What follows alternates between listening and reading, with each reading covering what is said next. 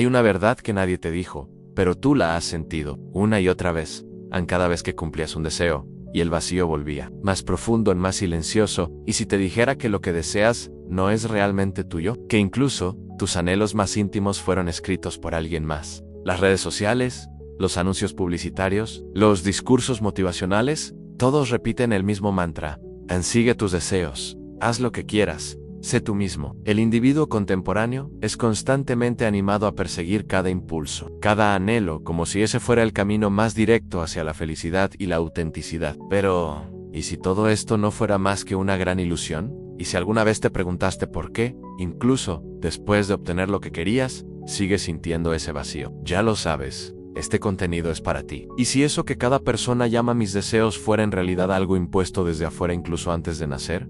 ¿Antes de que nacieras?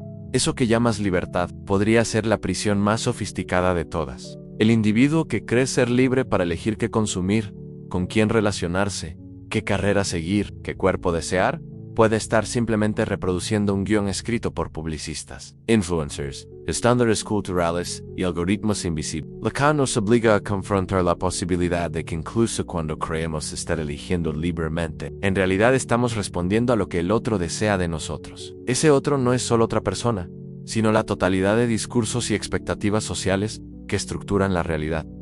Bienvenido a EL 5%. Si este pensamiento ya te incomodó, imagina lo que viene. Suscríbete ahora, no para seguir un canal, sino para romper con el guión invisible que escribe tu vida desde las sombras. Solo el que se incomoda, despierta. Son construidos, moldeados, organizados por estructuras simbólicas que nos atraviesan en el lenguaje, la cultura, la familia, la sociedad. Para Lacan, el deseo humano es, esencialmente, el deseo del otro. Y esta frase breve encierra una bomba conceptual capaz de hacer estallar la noción moderna de libertad. Vivimos en una era donde la palabra libertad es exaltada como la cumbre del logro humano. Jacques Lacan, uno de los nombres más complejos y provocadores del psicoanálisis, se atrevió a formular esta hipótesis inquietante: nuestros deseos no son enteramente nuestros. Mira a tu alrededor. Este video existe para eso, para desactivar el teatro silencioso en el que actúas sin saber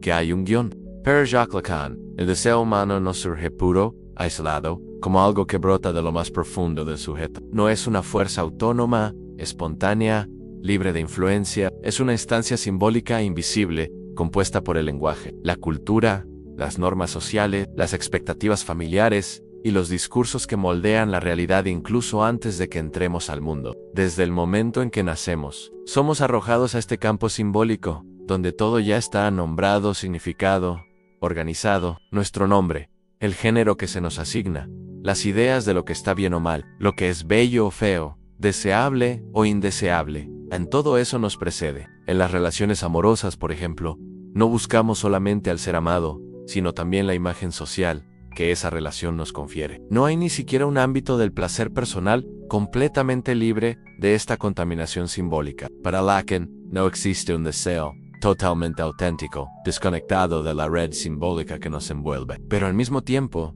reconocer esto puede ser liberador, porque quien entiende que su deseo está modelado por el otro comienza a tener la oportunidad de preguntarse: ¿este deseo es realmente mío? Detrás de lo que creemos que nos excita, de lo que nos atrae, hay marcas del discurso social moldeando nuestras fantasías, delimitando hasta dónde nos permitimos ir. La pareja muchas veces se convierte en un signo, un símbolo, que comunica algo al mundo sobre quiénes somos, sobre nuestro valor. La carrera que elegimos, las amistades que cultivamos, las fotos que publicamos, en todo puede estar mediado por el deseo del otro, en lo que Lacan nos revela. Y lo que pocos tienen el coraje de enfrentar es que nuestro deseo está esencialmente estructurado por el otro. El deseo entonces no se dirige simplemente al objeto, sino a la posición que ese objeto ocupa en la mirada del otro. Deseamos ser deseados. Piensa en las modas que estallan de la nada, en productos que nadie sabía que necesitaba, hasta que millones de anuncios surgieron diciendo que eso es indispensable. En estilos de vida que se vuelven estándar, casi obligatorios, bajo la amenaza de exclusión social. El marketing, las redes sociales, los medios de comunicación, todos son engranajes modernos del otro, produciendo incesantemente nuevos objetos de deseo, moldeando silenciosamente lo que las personas creen que quieren. Deseamos reconocimiento, amor, validación del otro. Siempre hay, detrás de cada deseo. Un anhelo profundo de ser visto, aprobado, incluido. Pero, después de todo, ¿quién o qué es ese otro? El otro, con mayúscula, es mucho más que las personas a nuestro alrededor. Lacan afirma que el deseo del hombre es el deseo del otro, porque aprendemos a desear no directamente los objetos, sino aquello que percibimos que el otro valora, lo que el otro nos señala como digno de deseo. Por eso, en la vida cotidiana, tantos deseos parecen surgir de lugares extrañamente impersonales. Incluso en la esfera íntima esta estructura es omnipresente. Lacan va más allá, mostrando que esta lógica se establece incluso en la sexualidad y en los gustos más privados. Esto puede sonar desesperanzador, porque pone en cuestión una de las mayores creencias modernas, aunque somos libres para querer lo que queramos. Y es precisamente esa pregunta la que abre la puerta a la libertad. Pero antes de entender cómo esta maquinaria nos atrapa, necesitamos observar cómo el sistema contemporáneo alimenta esta dinámica de forma aún más intensa y sofisticada. Porque existe un motor poderoso girando sin parar que se alimenta de nuestro deseo y nos mantiene atrapados en una rueda que nunca deja de girar. Y de eso se trata esta siguiente parte, el sistema que te mantiene atrapado. Si este contenido tiene sentido para ti, suscríbete ahora al canal. No eres parte del 95%. Si Lacan nos enseña que nuestro deseo no es enteramente nuestro, es en la sociedad contemporánea donde esta verdad se revela de forma más cruel y refinada. Porque nunca hubo un tiempo tan obsesionado con vender libertad y, paradójicamente, tan eficaz en encarcelar a los individuos a través de sus propios deseos. Se alimenta de nuestra búsqueda incesante de satisfacción, moldeando cada aspecto de la vida para garantizar que nunca dejemos de desear. Las personas aprenden a amar no solo por lo que sienten, sino por lo que deben demostrar que sienten. No basta con tener un trabajo, hay que tener una vocación, un propósito, algo que encaje en el imaginario colectivo del éxito. Trabajar duro no es suficiente, es necesario parecer apasionado, realizado, vibrante, so pena de ser visto como alguien sin ambición o un fracasado. La cultura del alto rendimiento nos hace creer que solo existimos si estamos siempre ascendiendo, conquistando, produciendo, y cualquier pausa, cualquier duda, se convierte en motivo de vergüenza. Las declaraciones públicas, las fotos románticas, los gestos mediáticos, no son apenas expresiones de afecto, sino señales intercambiadas dentro de una red simbólica. Un mecanismo que no solo explota nuestra fuerza de trabajo, sino que también coloniza nuestra alma, transformando nuestros deseos en combustible para su propia supervivencia. Y lo hace a través de una promesa constante en que alcanzar la próxima meta será suficiente para finalmente ser libre. Pero la libertad nunca llega. ¿Qué sentimos cuando, incluso después de obtener lo que tanto deseábamos, todo vuelve a parecer insuficiente? Es precisamente esta ilusión de plenitud lo que vamos a desentrañar en la próxima parte. Lo que llega, invariablemente, es el próximo objetivo, el próximo vacío a ser llenado. Amar muchas veces también es exhibir el amor y cosechar el reconocimiento que eso genera. Nunca hay un objeto capaz de satisfacer por completo esa ausencia. Y el sistema lo sabe perversamente. Es precisamente esa imposibilidad de satisfacción completa lo que lo mantiene vivo, siempre vendiendo más sueños, más productos, más experiencia, pero en la práctica funcionan como un gigantesco espejo distorsionado que refleja sin cesar los deseos del otro. Cada me gusta, cada comentario, cada compartido. No es solo interacción social, es un mensaje silencioso diciéndonos lo que debe ser deseado. Aquellos que reciben más atención, que exhiben viajes, cuerpos perfectos, historias de éxito, se convierten en vitrinas andantes de lo que supuestamente vale la pena querer. Y quienes no pueden o no desean seguir ese guión, se sienten fuera de lugar, invisibles, casi inexistentes. El sistema que nos rodea no es solo económico, es simbólico, psicológico, existencial. El capitalismo contemporáneo no se conforma con ofrecer productos que satisfacen necesidades básicas. Crea nuevas necesidades. Modo, Idenchi, Agis. Inventa vacíos que solo pueden ser llenados temporalmente por un nuevo objeto. Y ese objeto nunca es suficiente, porque el placer que ofrece es breve. Pronto surge otro deseo producto, otro estándar que alcanzar. Es el ciclo perpetuo que mantiene en movimiento la economía y la subjetividad humana, eternamente insatisfecha. Piensa en las redes sociales. Se presentan como espacios de libre expresión donde cualquiera puede ser sí mismo. Lo mismo ocurre con la publicidad y el mercado de consumo. En las relaciones, esta lógica es igualmente cruel. El amor, que podría ser un espacio de encuentro genuino, muchas veces se convierte en un territorio de performance. Incluso en las carreras profesionales, La trampa es evidente. Este es el verdadero sistema que nos mantiene atrapados. Lacan nos advierte que este juego es infinito, porque el deseo humano está estructuralmente marcado por la falta. Pero, ¿qué sucede cuando creemos que la próxima conquista nos completará? Existe un momento casi mágico y profundamente engañoso en la experiencia de cualquier deseo humano. Ese instante en que creemos que, al alcanzar determinada meta, por fin estaremos completos. Puede ser la compra del coche soñado, la obtención del cuerpo perfecto, el reconocimiento profesional o la relación amorosa idealizada. Por eso, justo después de la euforia del logro, surge una sensación conocida por todos, la decepción silenciosa, esa voz interna que susurra que no era exactamente eso, que aún falta algo. El objeto deseado pierde rápidamente su brillo. El coche nuevo se convierte en un simple medio de transporte. El cuerpo perfecto exige mantenimiento constante. El estatus profesional demanda nuevos desafíos. La pareja ideal revela imperfecciones. Y otra vez, un nuevo deseo toma forma, prometiendo ser ahora sí la respuesta definitiva.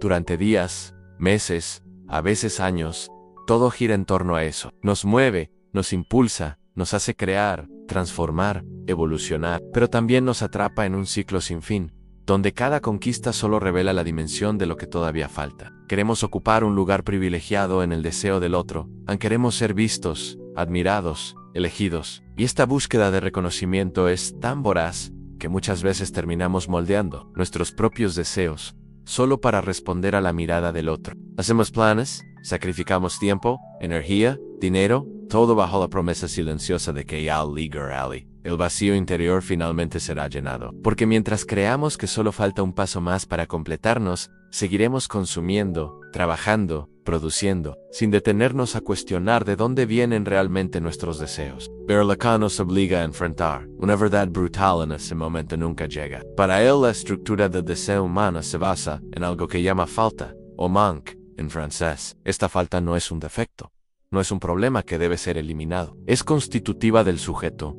¿Es precisamente lo que nos hace desear? ¿O hay alguna forma de lidiar con este ciclo sin ser esclavizados por él? Esta lógica también está presente en las experiencias existenciales. Queremos reconocimiento, aplauso, validación. Queremos creer que hay algo, en algún lugar, alguien capaz de darnos la sensación de finalmente ser suficiente. El motor que nos impulsa a buscar algo más allá de lo que tenemos. Sin embargo, hay un detalle fundamental. No existe objeto capaz de eliminar esa falta, porque no está en el objeto, sino en el sujeto mismo. Esta es la trampa que mantiene girando al sistema. No se trata solo de consumo material, pero Lacan desmonta esta ilusión al mostrar que el deseo humano es, por naturaleza, insaciable. En la práctica, esto se manifiesta de formas sutiles y dolorosas. Alguien alcanza el puesto que siempre quiso, y poco después se siente aburrido, cuestionando el sentido de todo. Otra persona se enamora perdidamente, y, al estar finalmente con quien tanto deseaba, empieza a notar imperfecciones y a sentir dudas. Muchos acumulan posesiones, experiencias, viajes, pero viven atormentados por una sensación de vacío que nada parece apaciguar. Es precisamente esta dinámica la que hace del deseo una fuerza tan ambigua, como dice Lacan en su Seminario Séptimo. El ser humano está condenado a girar en torno a ese vacío, intentando llenarlo con objetos que nunca cumplen la promesa de satisfacción completa. Y hay algo aún más profundo. No solo deseamos objetos, deseamos ser deseados. Esa ilusión de plenitud no es solo un drama psicológico individual, es también un poderoso mecanismo social y económico. Pero si no hay objeto que nos complete, si la falta es inevitable, ¿qué nos queda? ¿Estamos condenados a vivir eternamente insatisfechos? Es precisamente esta tensión entre placer, deseo y sufrimiento la que exploraremos en la próxima parte. Cuando hablemos del concepto lacaniano de jouissance y de cómo revela la trampa del placer, si hay algo que Lacan nos enseña de forma implacable, es que la experiencia del deseo humano no está separada del sufrimiento. Y es aquí donde emerge uno de los conceptos más complejos y quizá más desconcertantes de toda su teoría. Pero Lacan desmonta esta lógica porque para él, la jouissance no es simplemente placer. El sujeto sabe que pasar horas deslizando el dedo por el feed genera ansiedad, comparación, sensación de insuficiencia, pero no puede parar. Hay una pequeña dosis de jouissance allí, el placer de espiar la vida de los demás, mezclado con el sufrimiento de percibir cuánto falta dentro de uno mismo. Es un tipo de placer que, al mismo tiempo, hiere. Aquello que nos hace sufrir también nos da placer. Y el sistema contemporáneo sabe explotar esto a la perfección. Crea productos, experiencias y narrativas que prometen placer, pero que en el fondo solo garantizan más angustia y la necesidad de consumir de nuevo. Hay placer en alcanzar metas, recibir elogios, sentirse en la cima, pero también hay un costo emocional muy alto. Ansiedad, miedo al fracaso, la sensación de nunca ser suficiente. El sujeto se vuelve esclavo de una jouissance que lo consume, pero de la cual no puede desprenderse. Es la insistencia en buscar algo que nos sobrepasa, que nos consume, incluso cuando sabemos que nos hace daño. Somos realmente tan libres cuando somos llevados una y otra vez a desear exactamente aquello que nos mantiene atados al sufrimiento. Pero, paradójicamente, eso nos hace sufrir, porque cada vez que nos acercamos al objeto de nuestro deseo, algo en él se revela como imposible de poseer completamente. Siempre hay un resto, una falla, algo que escapa. Y es precisamente esa imposibilidad lo que mantiene vivo al deseo y al sujeto atrapado en el ciclo. No para eliminar la falta o el deseo, pues eso es imposible, sino para aprender a lidiar con ellos de una forma más lúcida, menos esclavizante. Es una forma de placer mezclada con sufrimiento. Y es precisamente ahí donde se encuentra la trampa. Esto es lo que él llama la jouissance del síntoma. El síntoma no es solamente algo que causa sufrimiento, también es algo que ofrece al sujeto una forma particular de satisfacción. Por eso, muchas veces una persona insiste en comportamientos autodestructivos, incluso sabiendo que le hacen daño. Hay una jouissance allí que no se quiere abandonar, una palabra francesa casi intraducible que al mismo tiempo carga la idea de placer extremo y dolor, éxtasis y exceso, algo que trasciende los límites de lo que sería soportable para el sujeto. Aún así, la persona no consigue alejarse. La jouissance está precisamente en ese circuito entre placer y dolor, entre atracción y repulsión. Para la mayoría de las personas, placer y libertad parecen ir de la mano. Si siento placer, entonces soy libre. Piensa, por ejemplo, en la compulsión por las redes sociales o en las relaciones tóxicas, donde hay momentos intensos de pasión y conexión intercalados con dolor, celos, humillación. En el seminario séptimo, Lacan habla de cómo la jouissance está ligada al deseo del otro. Buscamos incesantemente lo que el otro señala como deseable. Lacan llama la atención sobre el hecho de que hay sujetos que, incluso cuando podrían liberarse de situaciones dolorosas, permanecen en ellas, como si hubiera cierto placer en el sufrimiento. En el fondo, esta es la dimensión más cruel del deseo humano. Es el exceso de placer lo que nos agota, nos fragmenta, nos hace sentir vacíos y, paradójicamente, siempre volvemos a buscar más. Este mecanismo también es visible en la búsqueda incesante de rendimiento, éxito y reconocimiento. Lacan nos provoca a preguntarnos, ¿hasta qué punto eso que llamamos libertad no es más que servidumbre a nuestra propia jouissance? Entender esta trampa es crucial, pero Lacan no nos deja en la desesperación. Él ofrece un camino, y es sobre ese camino hacia la verdadera libertad, según Lacan, que hablaremos en la próxima parte. A la luz de todo lo que hemos visto hasta ahora, la conclusión puede parecer desesperanzadora. Si el deseo es siempre el deseo del otro, si hay una falta estructural en nosotros que nunca puede ser llenada, él señala un camino paradojal, complejo, pero profundamente liberador. Implica preguntarse constantemente, ¿este deseo es mío o es del otro? Pero ese deseo no es cualquier capricho, ni una voluntad pasajera. No, es el deseo dictado por el mercado, por los medios, por los influencers o por las convenciones sociales. Es un deseo singular que emerge cuando el sujeto confronta su propia falta y decide responsabilizarse por ella. Puede significar dejar un empleo bien pagado que destruye tu salud mental. Puede significar negarse a relaciones que solo repiten antiguos patrones de dolor. Puede significar vivir con menos, hablar menos, exponerse menos, o,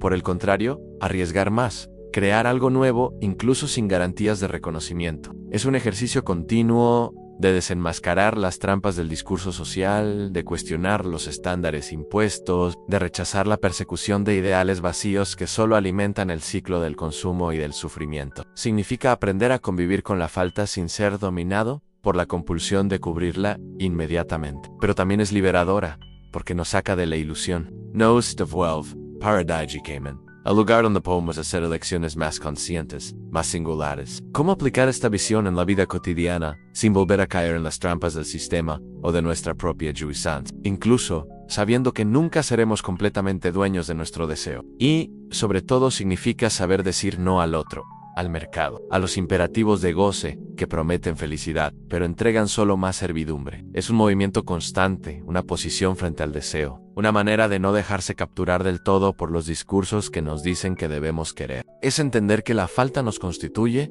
y que eso no tiene por qué ser motivo de desesperación, sino de creatividad y autenticidad. Esta es una forma de libertad que no promete felicidad completa ni satisfacción constante. Por el contrario, es una libertad marcada por la conciencia de nuestra incompletud. Y si incluso el placer puede convertirse en una trampa que nos hace sufrir, entonces estaríamos condenados a vivir eternamente como marionetas del deseo y del sistema. Sin embargo, Lacan no nos deja sin una salida. Para Lacan, la libertad no reside en satisfacer todos nuestros deseos, ni tampoco en reprimirlos por completo. La verdadera libertad surge cuando reconocemos la estructura que nos constituye como sujetos deseantes, cuando aceptamos sin ilusión que la falta es parte esencial de lo que somos, que no existe objeto, persona, estatus o experiencia capaz de completarnos del todo.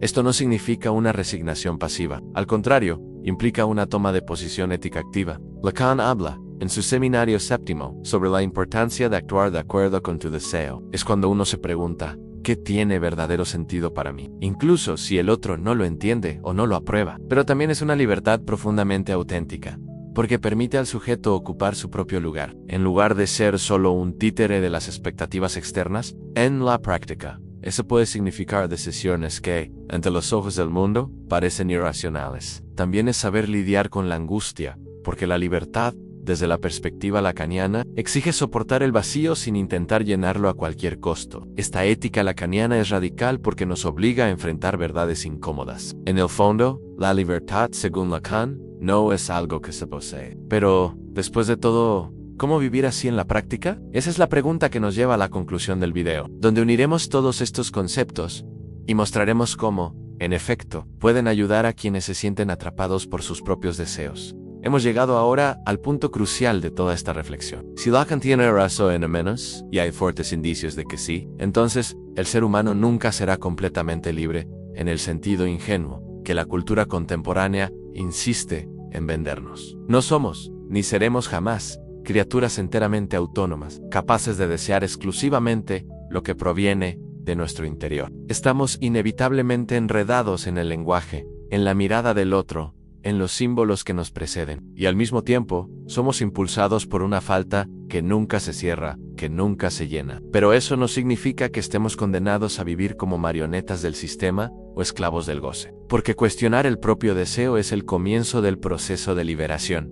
No es fácil, pero es profundamente transformador. La gran lección de Lacan es que sí hay libertad, pero se manifiesta de manera paradójica. El coraje de soportar la angustia de no tener todas las respuestas. El coraje de soltar la ilusión de que un día estaremos completamente completos. Implica mirar hacia adentro y preguntarse, una y otra vez, ¿este deseo es realmente mío? ¿O es solo el eco de la voz del otro? La verdadera libertad no está en borrar la falta, sino en reconocerla y decidir cómo nos posicionaremos frente a ella. Puede significar elegir un camino profesional menos prestigioso, pero más coherente con lo que tiene sentido para ti. No promete felicidad completa, eso, al fin y al cabo, es otra ilusión del mercado, pero promete algo más valioso, a la posibilidad de vivir de manera menos alienada, menos esclavizada, más singular. Y eso, en el fondo, es lo que más se acerca a la verdadera libertad. Puede significar salir de una relación que solo repite viejos dolores. Puede significar dejar de torturarte,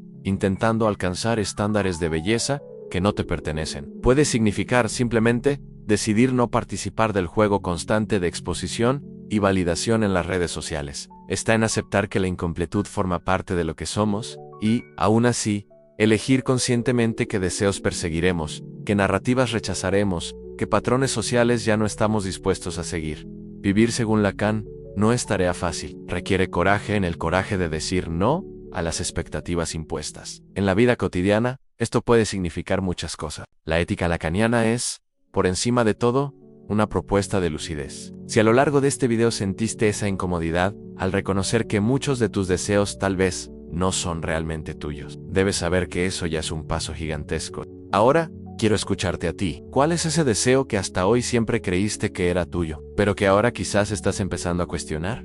Compártelo en los comentarios. Tu confesión no solo puede ayudarte a ti, sino también a otros que están en el mismo proceso de despertar. Y si este video te hizo pensar diferente, no olvides suscribirte al canal, dejar tu like y compartirlo con alguien que también esté atrapado en este ciclo de deseos. Sigue viendo el siguiente video, es importante, porque en este canal cada pieza es parte de un rompecabezas mayor. El rompecabezas de entender quiénes somos realmente. Si viste este video completo, escribe en los comentarios. Mi deseo no me controla, yo lo convierto en fuego. No es una frase es un límite. Un antes y un después. En 95% ya hizo scroll. Pero tú estás aquí. Bienvenido a la minoría despierta. Dale like, comparte y activa tu lugar entre ella y el 5%.